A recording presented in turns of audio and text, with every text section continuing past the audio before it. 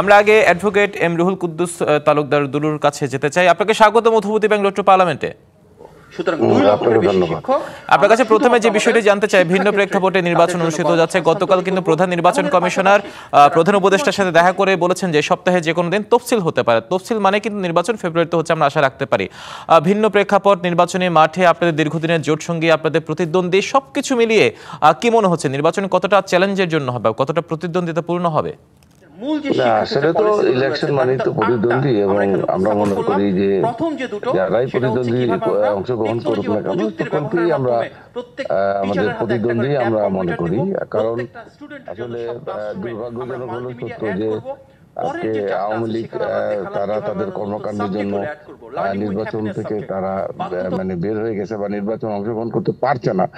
আসলে আওয়ামী লীগ থাকলে ইলেকশনটা প্রতিদ্বন্দ্বিতামূলক আরো বেশি হতো। তারপরেও আমরা মনে করি যে আজকে আওয়ামী লীগের বাইরে যারাই আসুক না কেন,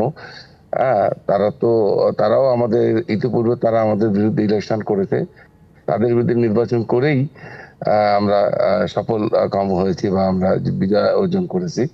আমরা মনে করি যে অবশ্যই এবং বাংলাদেশের মানুষের মধ্যে নির্বাচনে যে আমেজ, যেটা গত দীর্ঘ প্রায় 2008 থেকে এই 2024 3-4টা টার্ম নির্বাচন হয়েছে, কোন নির্বাচন তো অংশগ্রহণমূলক ছিল না। বিশেষ করে বিএনপিকে ছাড়া নির্বাচন এককভাবে করেছে। তো যার জন্য নির্বাচন, সত্যিকার কথা বলতে কি, নির্বাচনে যে আমেজ, নির্বাচনের যে আগ্রহ, নির্বাচনের কারণ দিনের ভোট রাত্রি হয়ে গেছে, যার জন্য মানুষের মধ্যে নির্বাচনের আগ্রহটা নষ্ট হয়ে গেছে। তো দীর্ঘদিন পর মানুষের যে প্রত্যাশা ছিল, বিশেষ করে নতুন যে ভোটার গুলো আছে, তারা তো সত্যি কথা বলতে কি তারা নির্বাচন দিতেই পারে নাই, অংশগ্রহণ করতে পারে। যেরকম আমার মেয়ে 2018 সালে প্রথম ভোটার হয়েছে, সে কিন্তু তার মাকে, তখন আমি জেনেছিলাম, আমি তো কোনো নির্বাচনে অংশগ্রহণ করতে পারি নাই আওয়ামী লীগের এই শাসন আমলে। প্রত্যেকটা নির্বাচন যখনই এসছে 2008, 2014, 2018, 2024, প্রত্যেকটা নির্বাচনের সময় আমি জেলে আটকে গেছি, মানে আটকে রেখেছে আর কি আওয়ামী লীগ।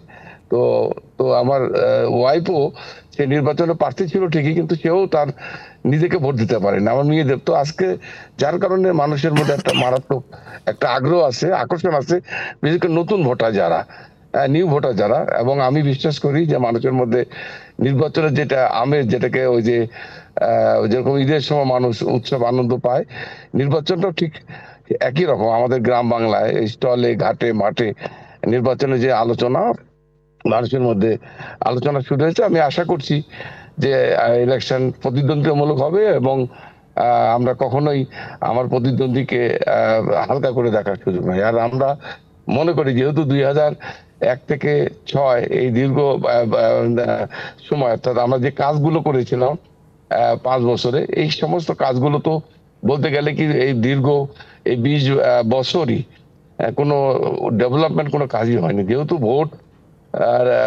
দিনের ভোট রাতে হয়েছে, তাদের জবাবদিহিতা ছিল না।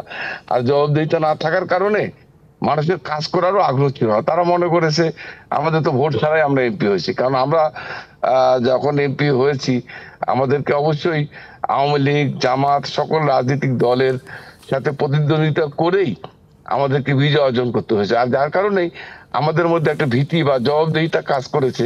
আর আমরা বিশ্বাস করেছি কাজ না করলে, মানুষের সাথে না থাকলে, মানুষের সাথে সম্পৃক্ত না থাকলে ভোটে জয়লাভ করা যাবে না। আর এই কারণেই আমাদের সবসময় উন্নয়নের জন্য রাস্তাঘাট, যেরকম আমি আমার এলাকায় গত অর্থাৎ আমি লাস্ট 2001 থেকে 6 পর্যন্ত যখন আমরা ক্ষমতা ছিলাম, ওই সময়টা তো আমি আমার এমন কোনো গ্রাম নাই যেখানে শহরের সঙ্গে গ্রামের মানুষের যোগাযোগ স্থাপন করি না। অর্থাৎ আপনি তৃণমূলের সাথে যথেষ্ট কানেক্টেড আছেন, তার মানে কথা হচ্ছে মাঠের ভোট আপনার পক্ষে কথা বলি।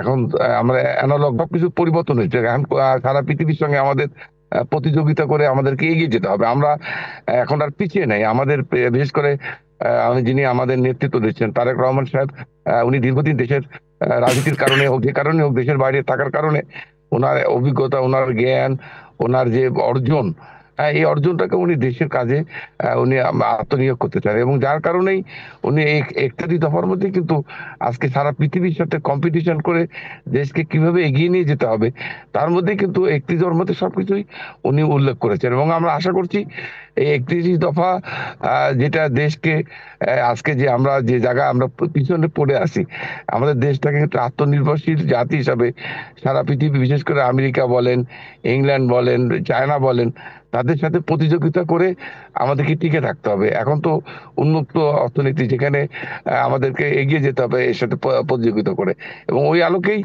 উনি 31 দফা দিয়েছে। এবং আমি বিশ্বাস করি 31 দফার ভিত্তিতে দেশ পরিচালিত হলে দেশের ভাগ্যের পরিবর্তন হয়ে যাবে, দেশকে অর্থনৈতিক পরিবর্তন এবং সকল ক্ষেত্রেই দেশের পরিবর্তন ঘটবে বলে আমি বিশ্বাস করি। আর আরেকটা কথা আপনি যেটা বলেছেন যে আমাদের নেত্রী, উনি, আপনারা তো জানেন যে এইটা নিয়ে বিভিন্ন রকমের আলোচনা, সমালোচনা, প্রোপাগান্ডা, বিভিন্ন কথা আজকে আলোচনা হচ্ছে। আমরা আশা করছি আমাদের নেত্রী হয়তো আগামীকালকে কোনো এক সময়, ওনার শারীরিক অবস্থা, আমি গতকাল রাত্রেও সর্বশেষ রাত্রি 12টার দিকে খবর নিয়েছি, উনি অনেক ভালো, এবং আমরা বিশ্বাস করি যে উনি অ্যাকচুয়ালি ওনাকে মানে যে প্লেনে করে তাকে মানে এয়ার অ্যাম্বুলেন্সকে নেওয়া হচ্ছে।